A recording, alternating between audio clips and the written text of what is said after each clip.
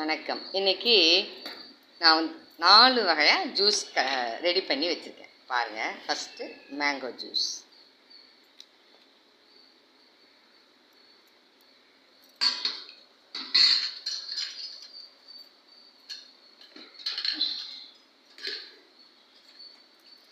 அடுத்தது இது பனானா, செவ்வாழையில் போட்ட பனானா ஜூஸ்.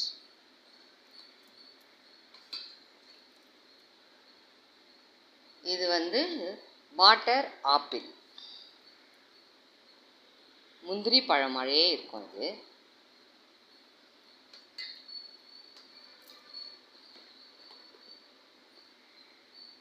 இது ஃபோம் கிரானட், மாதுளை ஜூஸ். அவ்வளோதான். வாங்க, எது வேணுமா எடுத்துக்கோங்க. நன்றி, வணக்கம்.